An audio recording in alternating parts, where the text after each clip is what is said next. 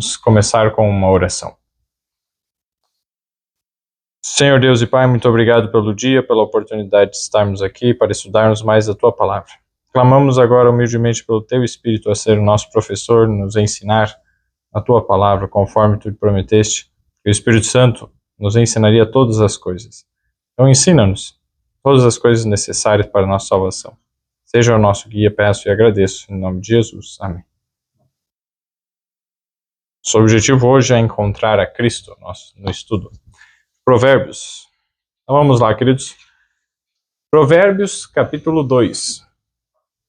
Nós paramos no verso 9, ali no último estudo. 10 e 11 já vimos isso, mas podemos ver novamente aqui. Então, Provérbios 2, o verso 10. Pois quando a sabedoria entrar no teu coração e o conhecimento for agradável à tua alma, o bom siso te guardará e a inteligência te conservará. Vejam só que interessante. Então aqui ele está dizendo que quando a sabedoria entrar no coração e o conhecimento for agradável à tua alma. Jesus é a sabedoria. Então quando Jesus entrar no nosso coração, como nós já vimos, em 1 Coríntios 1:24, Jesus é a sabedoria. Quando Jesus entrar no nosso coração, o conhecimento for agradável à nossa alma, então veja só o que acontecerá. Se Jesus estiver no nosso coração são o quê? Os nossos pensamentos, é a estrutura mental que processa os pensamentos, os desejos. Então se Jesus entrar na nossa mente, nós pensarmos nele, pensarmos na sua palavra, na revelação dele, isso estiver abundante em nós, então, olha só, o verso 11, Provérbios 2:11, o bom siso te guardará. A palavra bom siso aqui é discernimento em algumas outras versões, mesmo da Almeida Corrigida Fiel, que eu estou usando aqui, em outras traduções também. Então, o bom siso ou o discernimento te guardará e a inteligência te conservará. Vamos ver aqui que interessante, sobre o bom siso. Vamos agora para 1 Coríntios 2:14. 1 Coríntios 2:14, a respeito do bom siso ou do discernimento, que é a palavra também ali do original pode ser traduzida dessa forma. 1 Coríntios 2:14, nós lemos assim: ora, o homem natural não compreende as coisas do Espírito de Deus, porque lhe parecem loucura, e não pode entendê-las, porque elas se discernem espiritualmente. E olha o verso 15. Mas o que é espiritual discerne bem tudo, e ele de ninguém é discernido. Veja só. Então aqui está dizendo que o homem natural não compreende as coisas do Espírito de Deus, porque lhe parece loucura. E não pode entendê-las, porque elas se discernem espiritualmente. Então ele coloca esses três verbos em uma situação de semelhança, de sinônimos. Por exemplo, compreender, entender e discernir. Então, para alguém discernir algo, a pessoa deve entender e compreender. Saber. Então, entender e compreender. E discernir, saber as coisas espirituais, essas são as mais elevadas. Tem as questões físicas, tem as questões intelectuais, assim, emocionais, e tem as coisas espirituais. Se nós aprendemos a discernir as coisas espirituais, ou seja, nós recebemos o Espírito de Deus e somos espirituais, nós nos elevamos a essa mais elevada categoria. Olha só. O que é o verso 15, 1 Coríntios 2:15. Mas o que é espiritual discerne bem tudo, e ele de ninguém é discernido. Então veja só, se nós queremos entender todas as coisas, não somente as espirituais, mas também com consequências intelectuais, emocionais e físicas, precisamos ser espirituais, estar nessa atmosfera. E para isso nós precisamos ter o Espírito de Deus. Espiritualmente falando, ter o Espírito de Deus. Ser guiados pelo Espírito de Deus. Então voltando lá para Provérbios. O bom siso ou discernimento te guardará. Bom, se eu preciso ser espiritual para discernir bem as coisas, e esse discernimento é que vai me guardar, me proteger, como que isso vai se dar, nós podemos ver em outros versos, aqui em Hebreus agora. Hebreus capítulo 5, nos versos 12 a 14. Hebreus 5, 12 a 14. Nós lemos assim. Vamos abrir ali só, Hebreus 5, 12 a 14. Porque, devendo já ser mestres pelo tempo, ainda necessitais que se vos torne a ensinar quais sejam os primeiros rudimentos das palavras de Deus, e vos haveis feito tais que necessitais de leite e não de sólido mantimento, porque qualquer que ainda se alimenta de leite não está experimentado na palavra da justiça, porque é menino. Veja só que interessante. Então, vamos, antes de ler o verso 14. Necessitais que vos...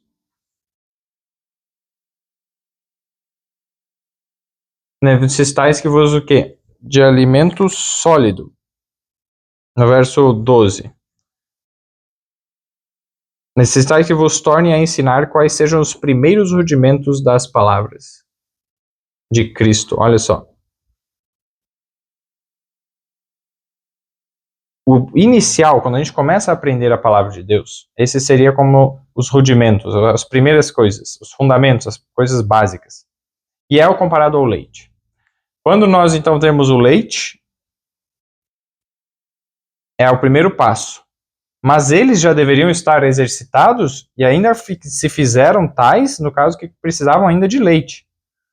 E olha só, o verso 13. Porque qualquer que ainda se alimenta de leite não está experimentado na palavra da justiça, porque é menino. Veja só que interessante, ele coloca a palavra de Deus com um paralelo de palavra da justiça. A palavra da justiça é a palavra de Deus, a Bíblia. E estar exercitado ou experimentado na palavra da justiça, ou seja, ter experiência na palavra da justiça, na Bíblia, na palavra de Deus, a passar tempo, compreender, investir tempo, se tornar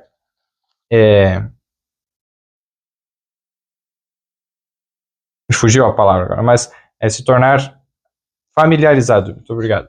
E é isso, ter intimidade com a palavra de Deus, é isso que vai nos fazer o quê? Adquirir, como se fosse força, né? Não, é uma força espiritual, o alimento. E o verso 14 agora, Hebreus 5, 14.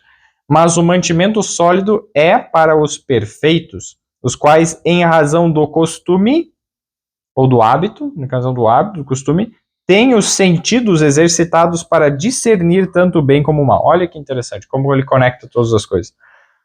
O alimento sólido, ou mantimento sólido, é para os perfeitos, ou seja, a Bíblia tem mantimento sólido, tem um alimento sólido. E esse está para quem? Para quem está exercitado, pela razão do costume, tem o que? Exercitado os sentidos, a visão, a audição, todos os nossos sentidos. Especialmente quando nós vemos, estamos lendo, a visão, a audição, mais essas questões. Mas todos os sentidos, eles são exercitados para discernir tanto o bem como o mal. Então, se nós queremos ter mais discernimento, o que nós precisamos? Estudar mais a Bíblia. E lá está dizendo que quando Jesus entrar no nosso coração, nós então vamos ter o discernimento, vai nos guardar, o bom siso vai nos guardar. Ou seja, o que eu preciso para que Jesus entre no meu coração? Mais tempo com a Bíblia. Mais tempo estudando a Bíblia. Porque quanto mais tempo estiver estudando a Bíblia, mais ele vai... Jesus vai, no caso, entrar... Ele vai estar mais presente. E é por meio da palavra de Deus que Jesus está presente no nosso coração, nos nossos pensamentos. E isso vai nos dar, então, o discernimento. E esse discernimento, que é Deus que nos está nos dando, vai nos proteger. É isso que nós acabamos de ver aqui em Hebreus, capítulo 5, verso 14. Né? Agora vamos para Apocalipse 19, 13. Apocalipse 19, 13, um pouquinho para frente. E quando nós falamos da palavra de Deus, que é a palavra da justiça, e vai proporcionar isso para nós, veja só. Apocalipse 19, 13. E estava vestido de uma veste tingida em sangue. Então, alguém. E o nome pelo qual se chama é a Palavra de Deus. Então aqui, alguém está vestido com uma vestidura tingida em sangue, no caso, manchada de sangue, pintada, né, em sangue, é a Palavra de Deus, ou seja, Jesus recebe esse título, e aqui nós podemos ver pelo contexto que é o próprio Jesus, tanto porque é Jesus que deu as mensagens para as 7 igrejas, lá no Apocalipse 1, 2 e 3, especialmente 2 e 3, na verdade, Apocalipse 2 e 3 é o próprio Jesus. No capítulo 1 de Apocalipse ele se revela, né, quem ele é. E aí os capítulos 2 e 3 é ele mandando as mensagens, é ele. E ele diz que é o fiel e verdadeiro. Em Apocalipse, vamos só ver, Apocalipse capítulo 3, o verso 14. E ao anjo da igreja de Laodiceia escreve: Isso diz o Amém, a testemunha fiel e verdadeira, o princípio da criação de Deus. E essa aqui, o princípio da criação de Deus, não é que ele foi criado, a primeira criatura, não. Mas essa palavra é o princípio, é o que deu origem a tudo. Então, ó, o princípio de tudo, é o que deu origem. Estava no princípio e ele que iniciou tudo. É o principiador, seria a melhor forma de entender isso. O principiador que deu origem a toda a criação de Deus. É ele que criou. E em Colossenses, a gente deixa pausado aqui um pouquinho, vamos lá para Colossenses. Colossenses capítulo 1, ele vai nos explicar exatamente isso. Vejam só, o verso 13, começando a falar, né? O qual nos tirou, Deus, no caso, o qual nos tirou da potestade das trevas e nos transportou para o reino do Filho do seu amor. Então, o Filho do amor de Deus é Jesus. E o verso 14 confirma isso, em quem temos a redenção pelo seu sangue, a saber, a remissão dos pecados. Então, é Jesus, sem dúvidas. Verso 15, o qual é imagem do Deus invisível, o primogênito de toda a criação. Aí está dizendo, é imagem do Deus invisível, o primogênito de toda a criação. A mesma semelhança com aquilo lá. O primogênito de toda a criação, o princípio de toda a criação. E a parte quando Jesus ele é o verso 16, porque nele foram criadas todas as coisas que há nos céus e na terra, visíveis e invisíveis, sejam tronos, sejam dominações, sejam principados, sejam potestades, tudo foi criado por ele e para ele. Então, a palavra aqui utilizada, né, tanto princípio da criação como primogênito, não pode ser entendido como Jesus foi o primeiro a ser criado. E por quê? O verso 17. E ele é antes de todas as coisas, e todas as coisas subsistem por ele. Ou seja, antes de todas as coisas existirem, havia Jesus, havia Deus Pai, o Espírito Santo. O verso está dizendo aqui sobre Jesus, que ele estava antes de tudo. E ele criou todas as coisas. No verso 16 e no final diz ali. Tudo foi criado por ele e para ele. Então ele que criou. Ele estava antes, criou tudo onde?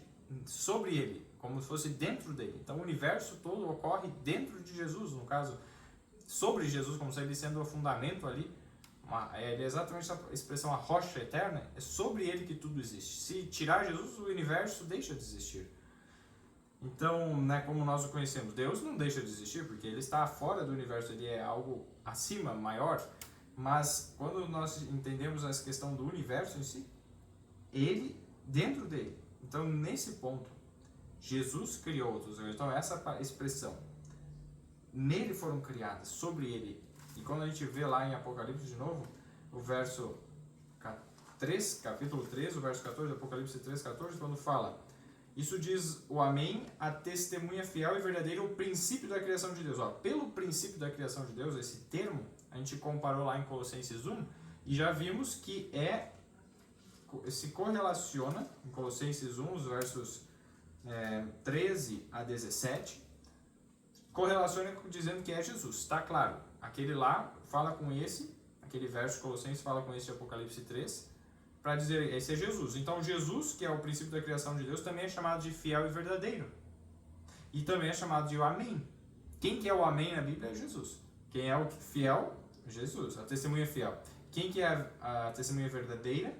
No caso, é Jesus. Quando a gente agora vai para Apocalipse 19, o que nós vimos lá, o verso 11, E vi o céu aberto e eis um cavalo branco, e o que estava sentado sobre ele chama-se Fiel e Verdadeiro. Olha só. Antes lá, testemunha fiel e verdadeiro. Aqui, Apocalipse 19, 11. Fiel e verdadeiro. E julga e peleja com justiça. Verso 12. E os seus olhos eram como chama de fogo, e sobre a sua cabeça havia muitos diademas, ou muitas coroas. E tinha um nome escrito que ninguém sabia senão ele mesmo. Olha que interessante. Então, os seus olhos eram como chama de fogo, ele faz lembrar também Apocalipse capítulo 1, quando ele se apresenta lá para João. O verso 14, Apocalipse 1, 14. E a sua cabeça e cabelos eram brancos como a lã e como a neve, e os seus olhos como a chama de fogo. Está falando da mesma pessoa. E esse mesmo, o verso 17, que João estava vendo, que tem os olhos como chama de fogo, verso 17 diz, e eu, quando o vi, caí a seus pés como morto, e ele pôs sobre mim a sua destra, a sua mão direita, né? Dizendo-me, não temas, eu sou o primeiro e o último. Verso 18, e o que vivo e fui morto, mas eis aqui estou vivo para todo sempre. Amém. E tenho as chaves da morte e do inferno. Então veja só, Jesus é o que vive, esteve morto, mas vive eternamente. E ele aqui é chamado, é reconhecido como aquele que tem os olhos como chama de fogo. E a gente vê lá em Apocalipse 19, 12, que os seus olhos eram como chama de fogo. É fiel e verdadeiro, olhos como chama de fogo, tem um nome único, e ele, na verdade, que ninguém sabe, e é exatamente isso também que nós vemos em Apocalipse, capítulo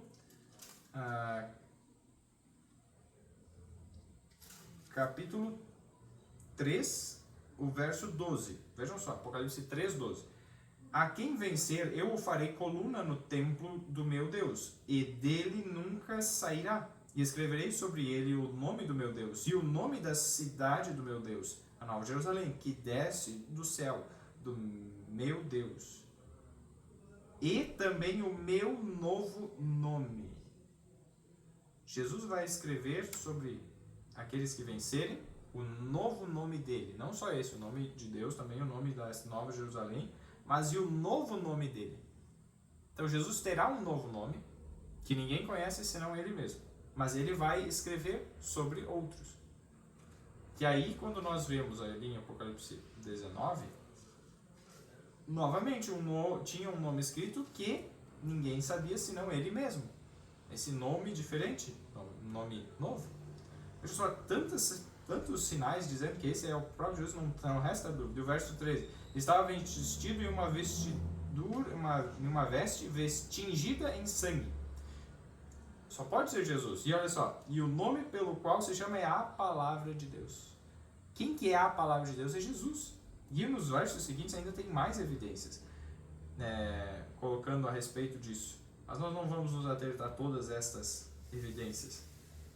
Mas é muito claro, aqui é Jesus. E Jesus é chamado de a Palavra de Deus. E como nós vimos? É estudando a Palavra de Deus que nós obtemos discernimento entre o certo e o errado, o bom siso. E quanto mais nós estudamos, é como você vai se aprofundando, estudando mais assim pelo costume, pelo hábito, estudar a Bíblia, vai estudando, você vai se alimentando não só de leite, daí o leite é só as coisas básicas, Jesus morreu por ti, Jesus te ama, isso é o básico. E aí tem coisas muito belas, são boas, assim como o leite, né? No caso para uma criança é bom, mas se um adulto continuar só tomando leite, vai ter problemas, não fica saudável, não consegue todos os nutrientes por meio só do leite. E aí precisa de um alimento sólido. E esse alimento sólido está no estudo da palavra. E aí, quanto mais nós vamos na palavra de Deus, vamos, digamos, não é que deixa de lado o leite. Pode até, digamos, usar, mas o que o leite fez permanece. O efeito dele, os nutrientes deles permanecem em nós. Formaram o nosso corpo. Agora a gente segue para o alimento mais sólido. E estudando a palavra de Deus, a gente ganha discernimento. E a palavra de Deus é Jesus. Jesus é a palavra de Deus. A gente está estudando quem Jesus é, a revelação dele, as coisas sobre ele. Toda a palavra de Deus é isso. E quanto mais a gente estuda, mais a gente encontra Cristo em todo lugar, em toda a palavra de Deus. É isso que a gente tem feito em Provérbios. A cada momento é Jesus aparecendo ali. E aí, quanto mais a gente vai fazendo isso, aí é o que se cumpre lá, quando a sabedoria entrar no nosso coração. Ou seja, quando a Bíblia estiver tão presente na nossa mente, nos seus ensinamentos, nos seus conselhos, e isso vai fazer o quê? Não vai deixar as pessoas loucas. Tem muitos que dizem, se você estudar muito a Bíblia, você fica louco. Aí, assim, claro, eu vou ser bem sincero.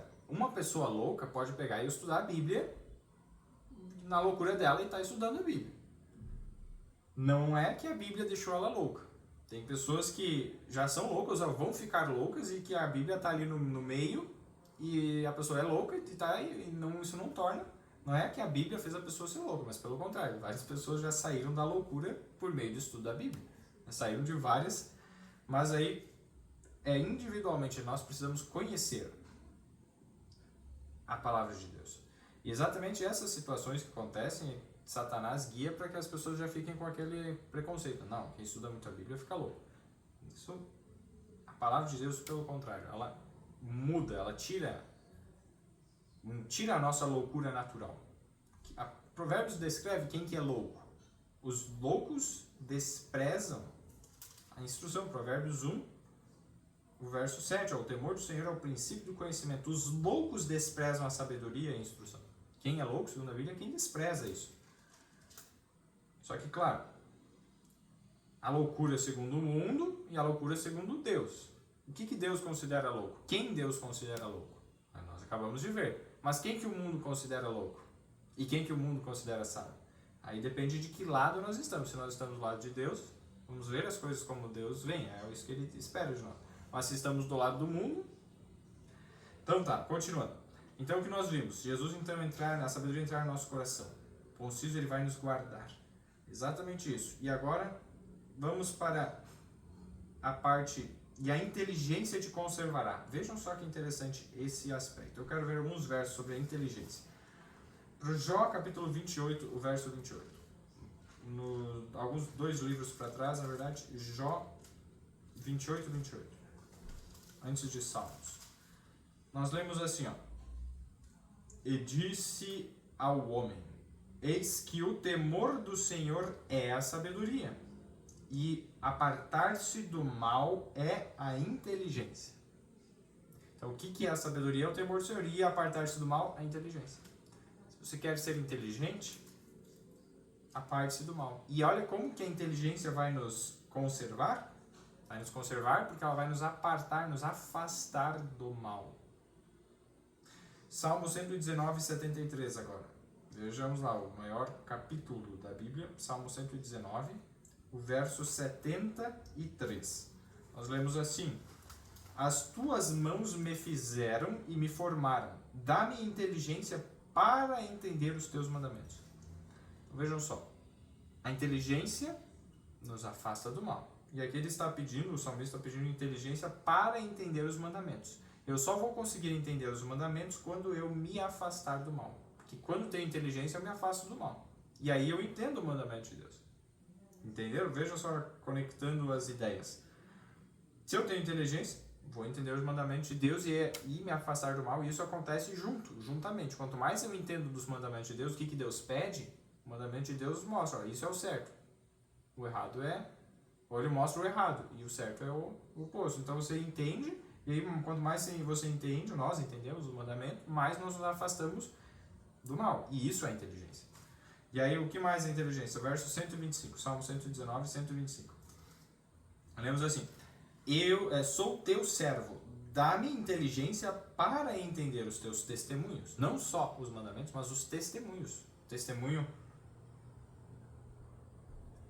Todos os testemunhos, na verdade. Tudo que Deus dá testemunho na palavra de Deus.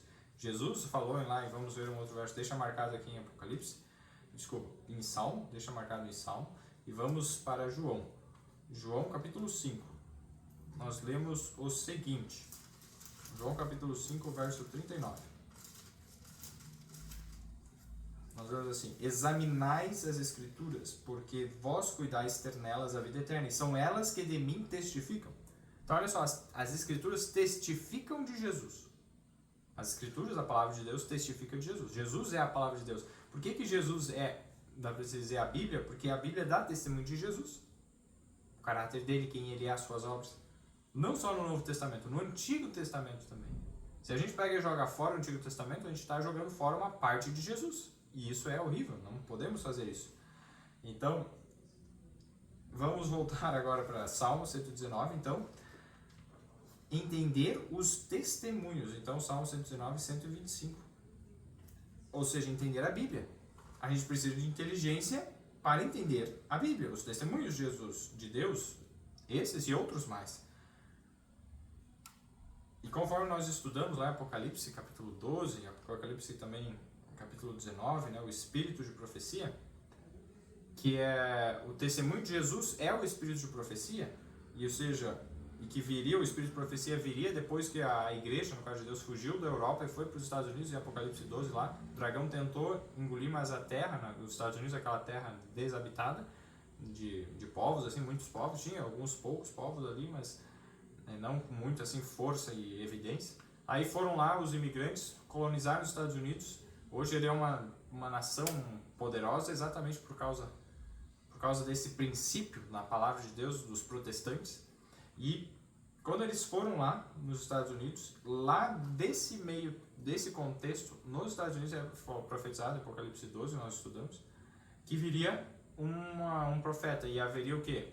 O testemunho de Jesus manifestado lá. E o testemunho de Jesus é o espírito de profecia. Ou seja, Jesus viria e revelaria informações importantes também para naquele contexto. E sabemos que isso se cumpriu na vida de Ellen White. Quem talvez não conheça ou tenha dúvidas, pode qualquer coisa entrar em contato comigo ou mesmo pesquisar mais a respeito. Mas pesquise por si mesmo. O que eu recomendo pesquisar? Pegue um livro dela, leia e compare com a Bíblia. E veja se está de acordo. Porque se você for na internet, tem muita gente falando mal dela e tal. Mas se você for a fundo para ver tudo que falam mal dela e for pesquisar na fonte, vai ver que a maioria das coisas são infundadas, não são verdadeiras. E algumas coisas que, pode ser que seja aquilo mesmo, eles torcem de uma forma a tornar aquilo errado, mas na verdade não.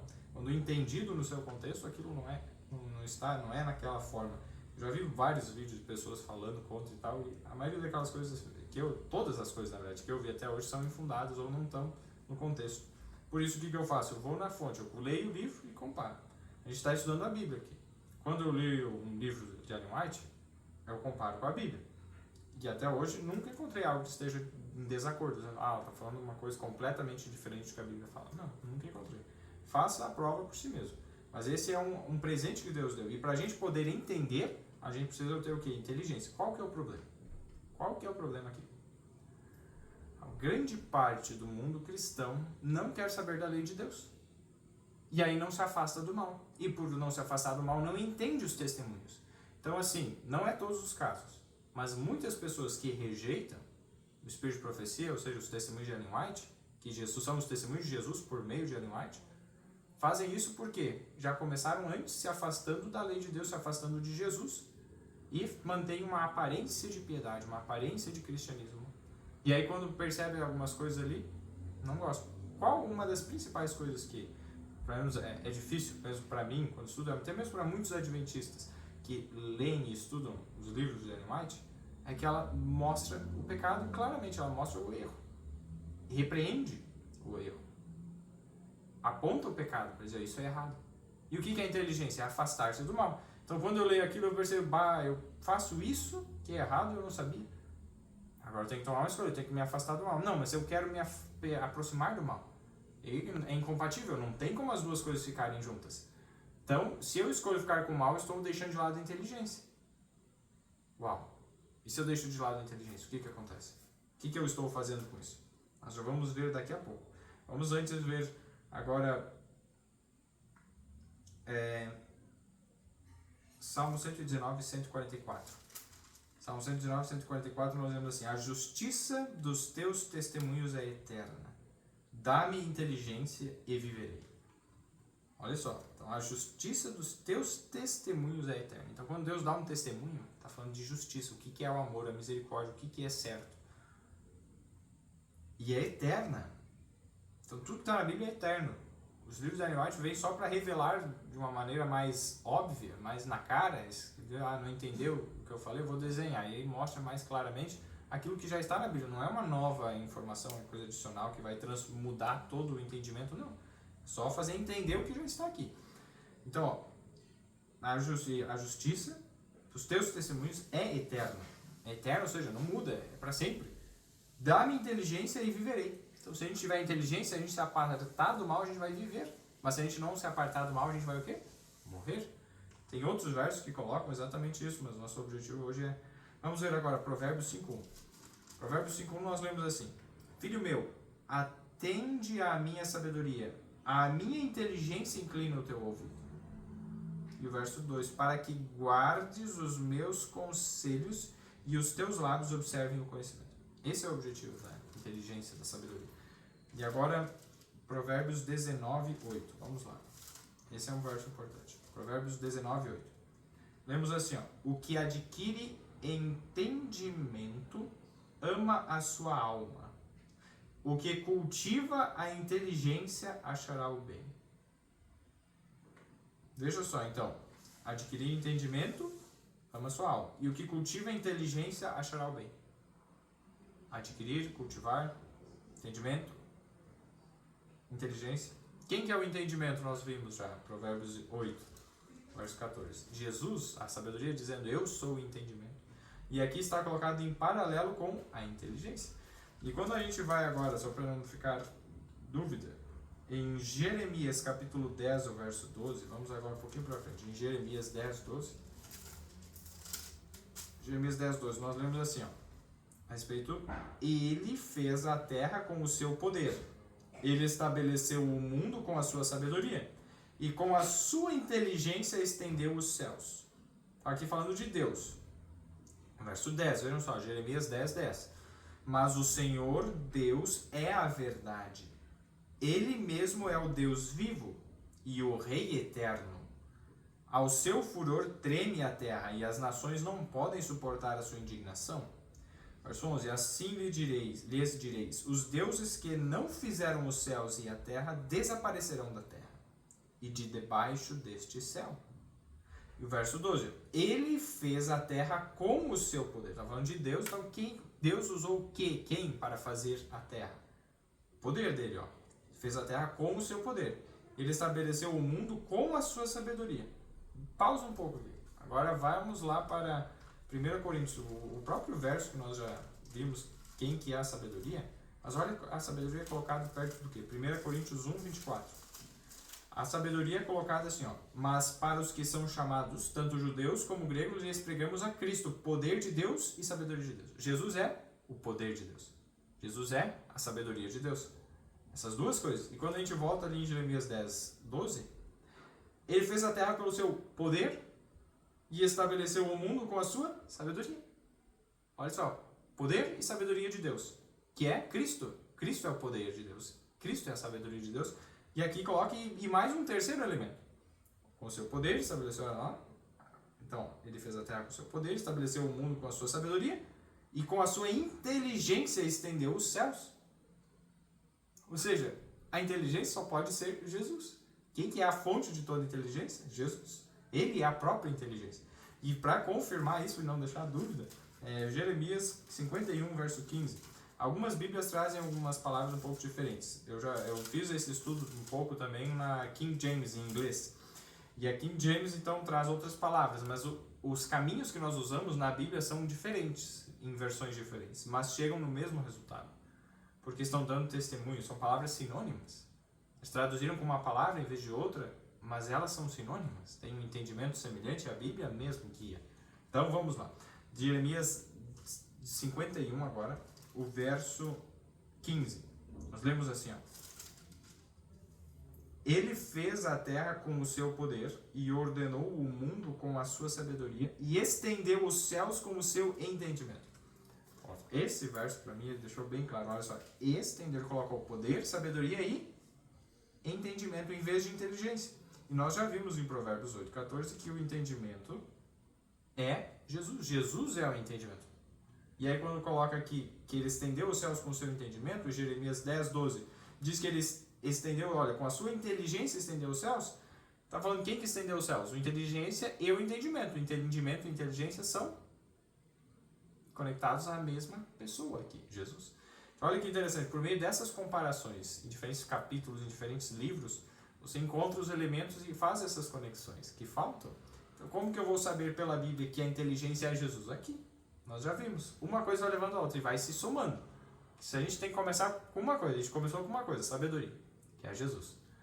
Com base nisso, a gente vai vendo as conexões, a sabedoria é o entendimento, também a sabedoria é o discernimento, a sabedoria é a inteligência, a sabedoria vai e vai indo.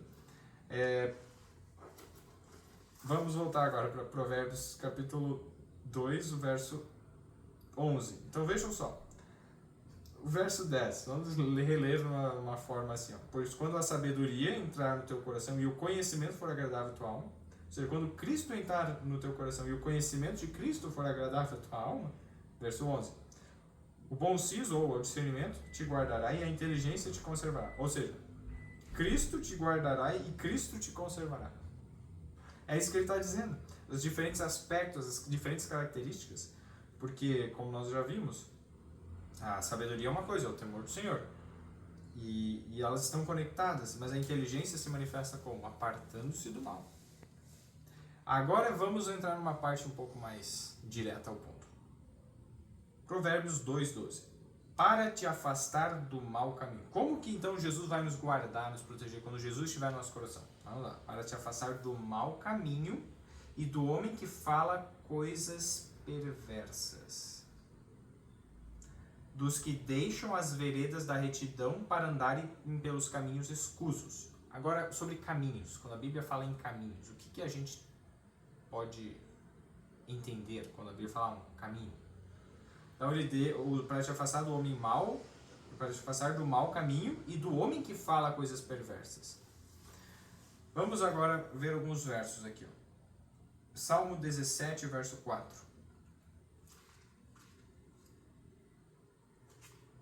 Salmo 17, verso 4. Nós lemos assim: Quanto ao trato dos homens, pela palavra dos teus lábios me guardei das veredas do destruidor. Olha só, quanto ao trato com os homens, com as nossas interações sociais, com nossas conversas, com os negócios, coisas que nós temos que fazer com os homens no geral. Tratar com eles, conviver. Quanto ao trato com os homens, pela palavra dos teus lábios me guardei das veredas do destruidor. Pelas palavras de Deus nós nos guardamos do que? Das veredas do destruidor. Então como que eu posso me desviar, me afastar das veredas do destruidor? Pela Bíblia. Isso num contexto de interações sociais. Perceberam? Então olha só. Caminhos, veredas do destruidor estão conectadas num contexto de tratar com as pessoas, de conviver com as pessoas, e está relacionado também com a palavra de Deus, que a palavra de Deus é que nos faz ficar, no caso, estar guardados da vereda dos destruidores. A vereda é o caminho, a vereda é a mesma coisa que caminho. Aí, quando nós vamos agora para Salmo 23, o verso 3, muito famoso Salmo 23, 3, veja só. Refrigera minha alma, guia-me pelas veredas da justiça por amor do teu nome. Olha só. Então, num contexto de interações sociais, de atitudes, né, e tal, é pedido o quê? As veredas da justiça por amor do teu nome. Nós acabamos de ver o que é justiça no estudo anterior. Justiça é o quê? Misericórdia. É você fazer algo que, mesmo com prejuízo próprio, você vai estar ajudando alguém com amor desinteressado. Isso é justiça. É buscar seguir todos os mandamentos de Deus, tudo que Deus nos ordena. E isso é ter o cuidado de seguir todos os estatutos de Deus. Isso é justiça.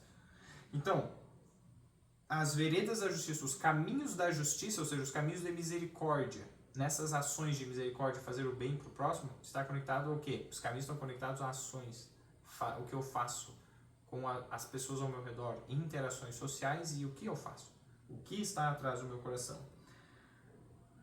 Então, por amor do nome de Deus, ele pede para guiar. É Jesus que nos guia, aqui falando bom pastor, né? Muito bonito, Salmo 23.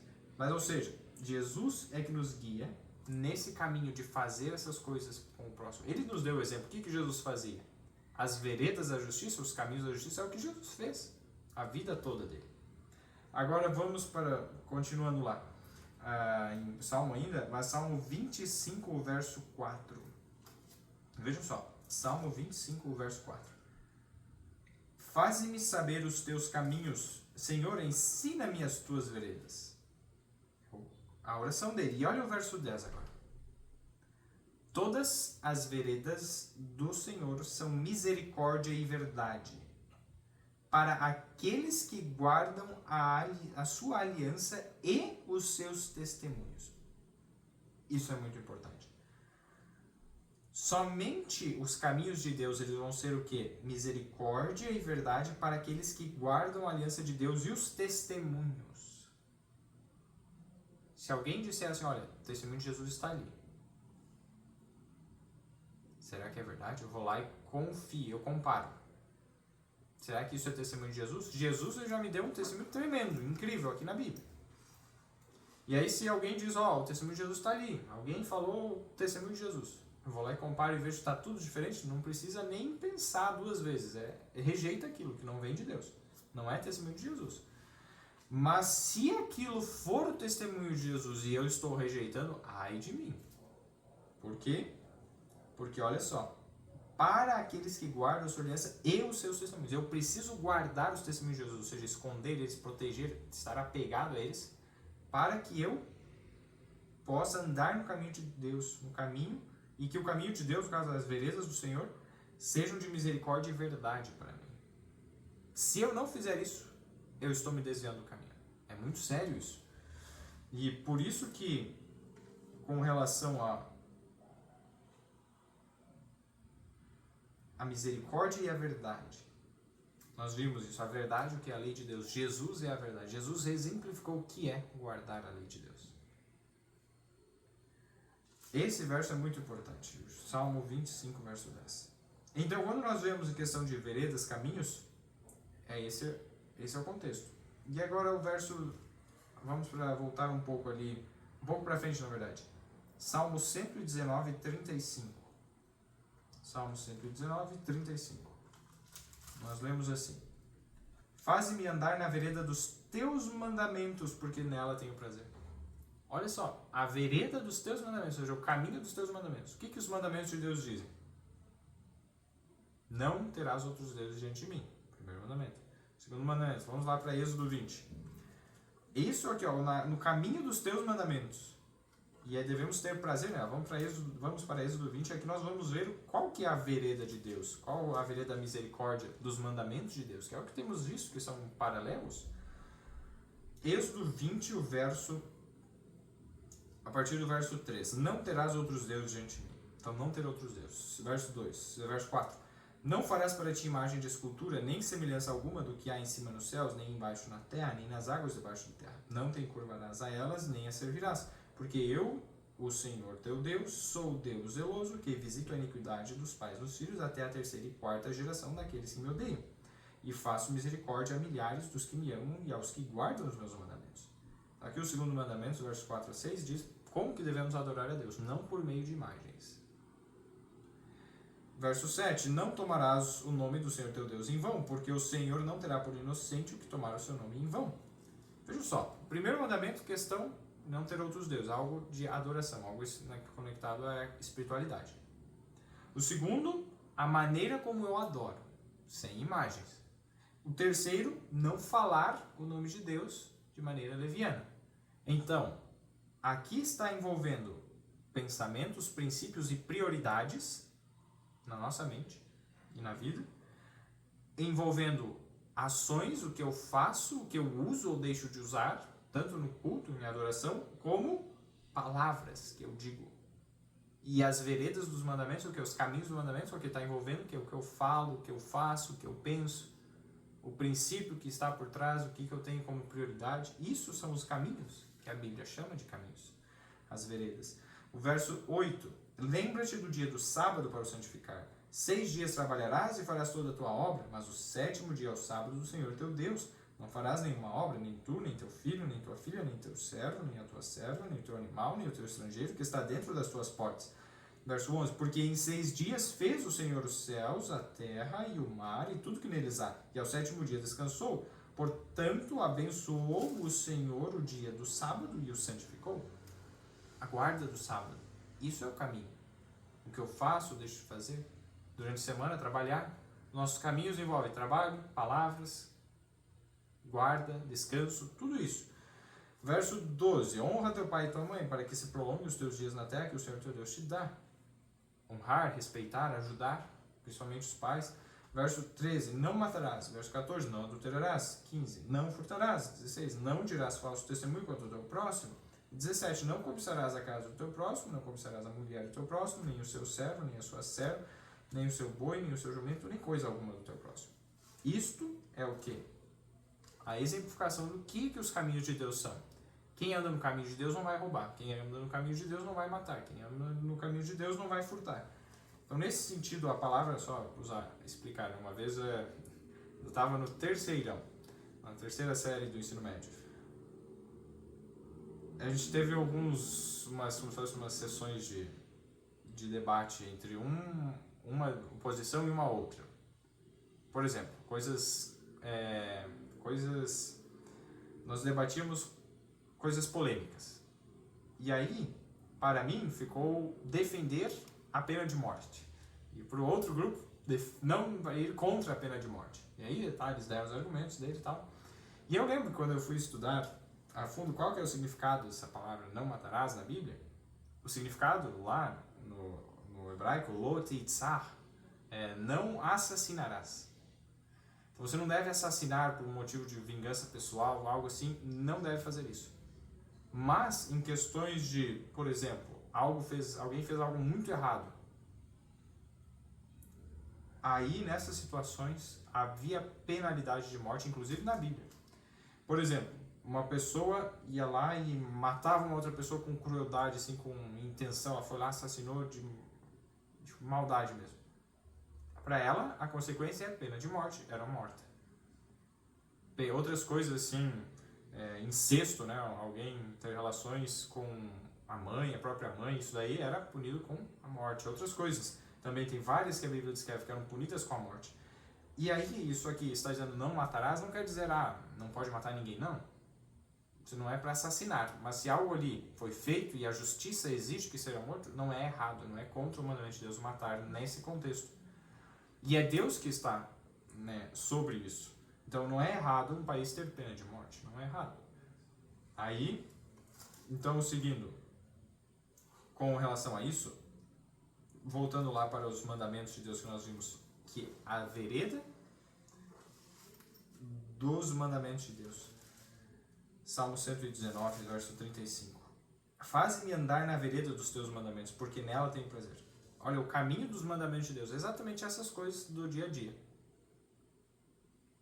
Algo que nós fazemos, deixamos de fazer, como nós interagimos uns com os outros no meio social. É isso que se chama caminhos na Bíblia, veredas. Ficou claro? A Bíblia está explicando o que é. Então, beleza, vamos voltar lá. Provérbios capítulo 2, o verso, então, 12, para te afastar o quê? Do mau caminho e do homem que fala coisas perversas. Caminho, fala. Verso 13, dos que deixam as veredas da retidão para andarem pelos caminhos escusos. Exatamente. E agora nós vamos ver o verso 14, que se alegram de fazer mal e folgam com a perversidade dos maus. Ou seja, essas pessoas que estão sendo descritas aqui, elas se alegram de fazer o mal. Mas quem tem inteligência vai se afastar do mal. Então essas pessoas não têm inteligência, mas se alegram em fazer o mal e o quê? Folgam, ou seja, se divertem, né? Com a perversidade nós vem aquilo lá e se divertem. Esse é um dos grandes problemas de filmes, novelas, porque a gente vê e aprende a se divertir vendo a maldade, a perversidade. A maioria dos filmes tem alguma maldade.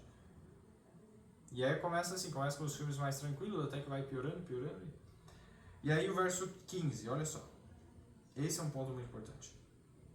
Que cujas veredas são tortuosas e que se desviam nos seus caminhos. Agora vamos, queridos, vamos lá. Salmo 125, verso 5. Tem algumas coisas muito importantes para vermos aqui. Não sei se já estão cansados ou não, mas um pouquinho mais de energia, vamos lá. Salmo 125, verso 5. Quanto àqueles que se desviam para os seus caminhos tortuosos, levá-los-á o Senhor com os que praticam a maldade. Paz haverá sobre Israel. Olha só. Então, aqueles que se desviam para os seus caminhos tortuosos, nossos caminhos, nossos próprios caminhos, nossa própria maneira de agir, conversar, falar e tal, ela é o que? Tortuosa.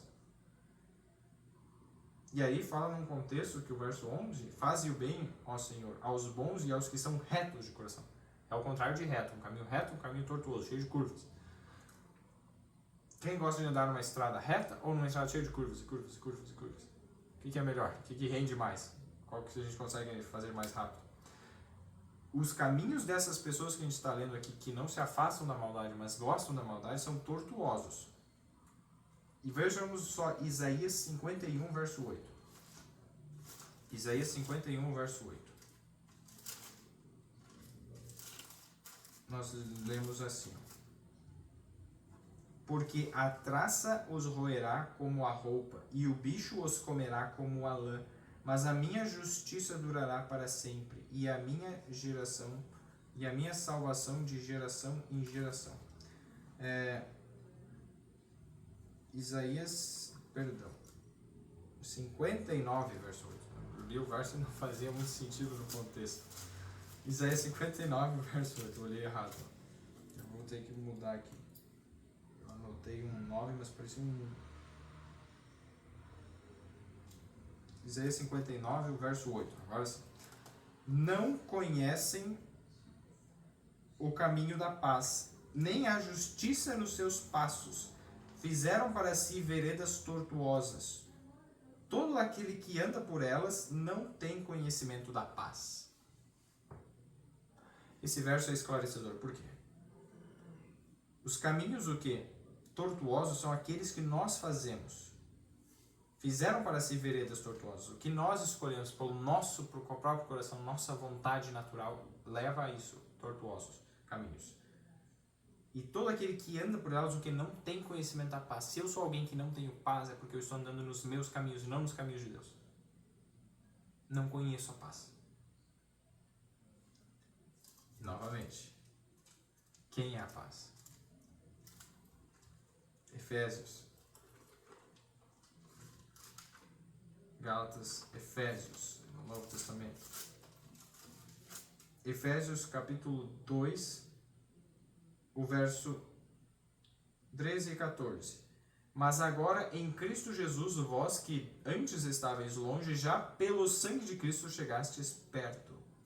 Verso 14. Porque Ele é a nossa paz, o qual de ambos os povos fez um. Não vamos continuar lendo, porque dentro tem outras informações que não é o objetivo do estudo agora. Mas olha, Cristo é a nossa paz. Cristo é a nossa paz. E quando eu não conheço a Cristo, eu não tenho paz. Não tenho conhecimento da paz que vem de Cristo somente. E João fala sobre isso. João 14, é um tema de casa para vocês conferirem esses versos. João 14, 27 e João 16, 33. Esses versos falam exatamente o que Jesus nos aconselha e nos promete. Então, quando nós vemos que não tem conhecimento da paz aqueles que andam por caminhos tortuosos, o que são esses caminhos tortuosos? É isso que eu quero ver agora com vocês, queridos. Em Ezequiel 18, 25 a 30. Na verdade, Ezequiel não fala bem exatamente isso. Nós vamos ver o que fala em Ezequiel 18, 20. Ezequiel 18, 25 a 30. Nós lemos assim, Ezequiel 18, 25 a 30. Dizeis, porém, o caminho do Senhor não é direito. Ouvi agora, ó casa de Israel, porventura não é o meu caminho direito? Não são os vossos caminhos tortuosos? Então, dizendo, não, o caminho de Deus não é direito. Aí Deus vai, espera aí, o que você está dizendo? É exatamente o oposto, os teus caminhos são tortuosos, os meus caminhos são direitos. E olha só, o verso 26, desviando-se o justo da sua justiça e cometendo iniquidade, morrerá por ela. Na iniquidade que cometeu, morrerá. O que é tortuosidade? Iniquidade é pecado. Nos caminhos, nas nossas ações, interações sociais. Verso 27, mas convertendo-se o ímpio da impiedade que cometeu e procedendo com retidão e justiça, conservará este a sua alma em vida. Verso 28, pois quem reconsidera e se converte de todas as suas transgressões que cometeu, certamente viverá, não morrerá. Como diz a casa de Israel, contudo diz a casa de Israel, o caminho do Senhor não é direito. Porventura não são direitos os meus caminhos, ó casa de Israel? E não são tortuosos os vossos caminhos? Verso 30 agora, Ezequiel 18:30. Portanto, eu vos julgarei cada um conforme os seus caminhos, ó casa de Israel, diz o Senhor Deus. Tornai-vos e convertei-vos de todas as vossas transgressões, e a iniquidade não vos servirá de tropeço. Os nossos caminhos estão associados ao quê? Iniquidade, a pecado, transgressão dos mandamentos de Deus.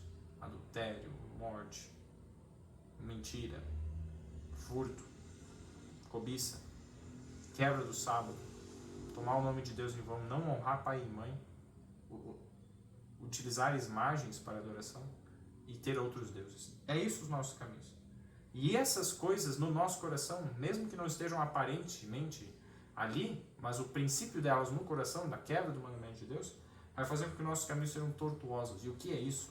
Tiago capítulo 1, lá depois de Hebreus, Tiago capítulo 1, nós lemos assim,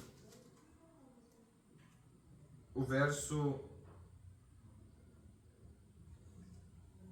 vamos ver aqui, ó, o verso 5 e 6, 5 a 8 na verdade, Tiago 1, 5 a 8. E se algum de vós tem falta de sabedoria, olha só, se tem falta de Cristo, você percebe, não tenho paz, não tenho Cristo, cadê? Peça, olha só, se alguém tem falta de sabedoria, peça a Deus, que a todos dá liberalmente, em abundância, livremente, e não lança em rosto, e o não lança em rosto.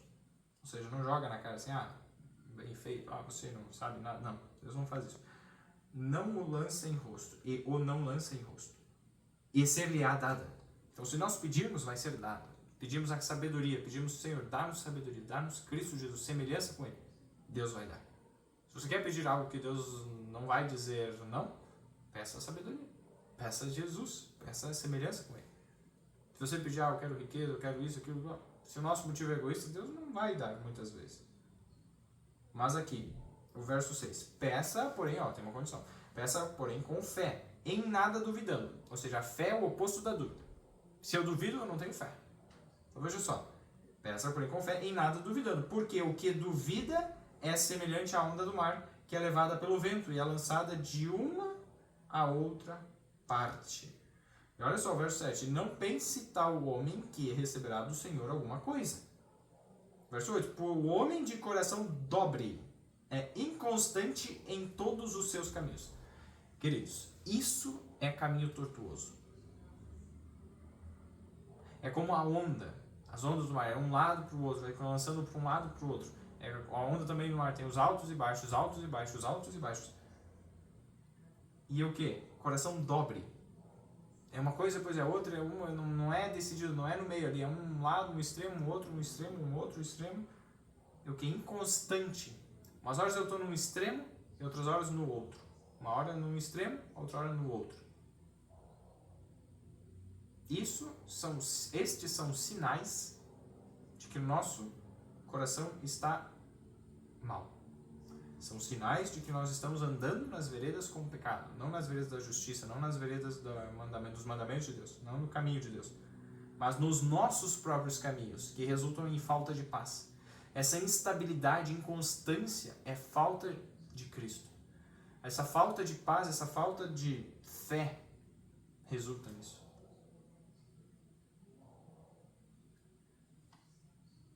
Bom, já foi bastante coisa, nós não vamos terminar com Provérbios capítulo 2 hoje. Tem muita coisa interessante para o próximo capítulo e profética. Agora a gente começa a entrar numa parte mais profética, assim, de verdade. Já no capítulo 2, mas, bom, espero que tenha ficado claro. Vamos fazer uma oração para encerrarmos o estudo.